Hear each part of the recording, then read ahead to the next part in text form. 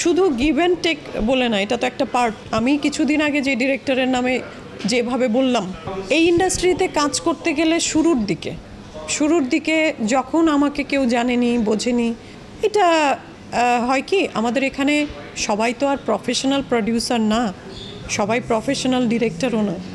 কেউ আলু পটলের ব্যবসা করে, দুই একটা মুভি প্রডিউস করে, নাটক প্রডিউস করে, নিজেদের নাম দেয় আমরা প্রডিউসার, কিন্তু আসলে যে প্রডিউসার কি জিনিস এটাই তারা জানে না। তারা অনেক সময় আছে এই আর্টিস্টদেরকে এগুলো অফার করে, ফিমেল আর্টিস্টদেরকে। মেল আর্টিস্টদের সাথে এইসব অকারেন্স ঘটছে, তো ফিমেলরা তো রেহাই পাবেই না। তো সব থেকে বড় কথা কি, যে আমি এই প্রফেশনে এসে আমি এই গিভ অ্যান্ড টেক কেন, এগুলো এটার জন্য তো অন্য আরেকটা প্রফেশন আছে, সেখানে যাক। আমি আর্টিস্টদেরকেই বলবো, দোষটা আর্টিস্টদের উপরেই দিব, কারণ তারা কেন এইটার প্রশ্রয় দেয়।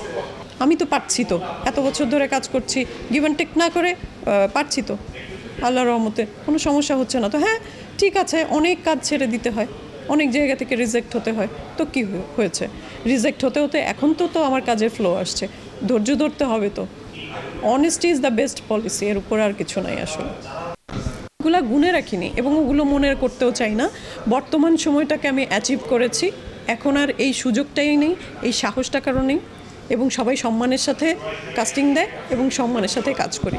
শুধু গিভ অ্যান্ড টেক বলে না, এটা তো একটা পার্ট। আমি কিছুদিন আগে যে ডিরেক্টরের নামে যেভাবে বললাম, এ পর্যন্ত ওই ডিরেক্টরের নামে কেউ এ পর্যন্ত বলেনি, কিন্তু সবাই কিন্তু জানে, সবাই জানে। তো এইটাই একটা বিষয়, মজার বিষয়। আমি একটা স্ট্যাটাস দিয়েছিলাম, আমি ডিরেক্টরের নাম উল্লেখ করে দেইনি, নিচে যত কমেন্ট তার নাম উল্লেখ করে কমেন্টই করছে সবাই নাম উল্লেখ করে। তো সবাই কিন্তু জানে, বলে না, বলার সাহসটা করে না।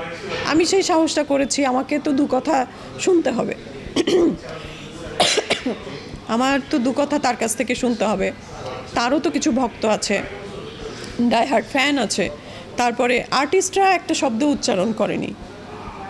এটা হচ্ছে আর্টিস্টদের আমাদের সব থেকে দুঃখের বিষয়, যে একজন আর্টিস্ট যখন বিপদে পড়ে কিংবা সত্যি কথা বলে বা ভয়েস রেজ করে, তখন পাশে অন্য আর্টিস্টরা থাকে না, যে ডিরেক্টররা মনে হয় মনক্ষুণ্ণ হবে, আর বুঝি কাজে নেবে না। আরে যোগ্যতা থাকলে কাজে নেবেই, এবং সত্যি কথা কাউকে না কাউকে তো একটু বলতে হবে, তা নাহলে দিনের পর দিন এই আমি যেটা বললাম, হয়তো বা আমার সাথে যেটা হয়েছে, অন্য আর্টিস্টের পরে যারা কাজ করবে নিশ্চয়ই সেখান থেকে রেহাই পাবে। সুযোগ পেলে সুযোগ নিতে চাইবেই সবাই।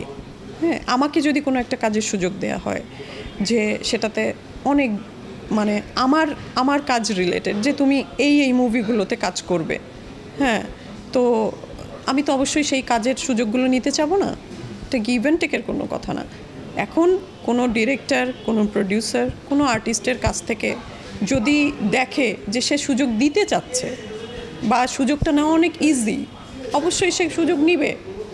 হ্যাঁ, সে অফার করবে, সে আরও অফার করবে, সে আরও অনেক কিছু বলবে, সে আরও অনেক ট্র্যাপে ফেলবে, সে কাজ থেকে বাদ দিবে।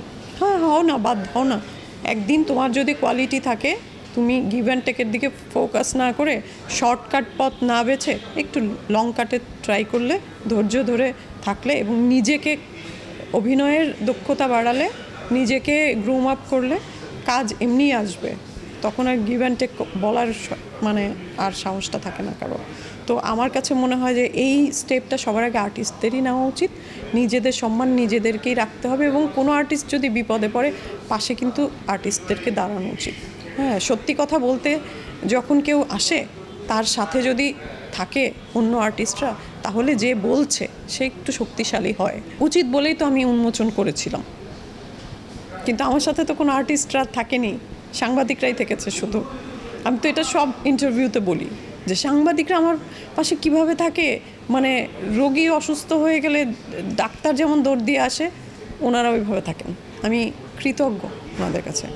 তো আমি সত্যি কথা, এটা তাদেরকে খুশি করার জন্য কিছু না, আমি আসলেই গ্রেটফুল। এটা বলতে গেলে আমার ইমোশনাল লাগে নিজেকে, আর আমি নিজেকে খুবই ভাগ্যবানও মনে করি।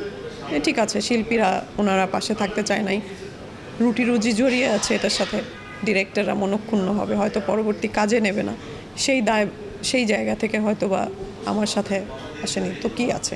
সাংবাদিকরা তো ছিলেনই। হ্যাঁ, এই সন্তুষ্টি আমাকে সবসময় একটা ভালো লাগা কাজ করে।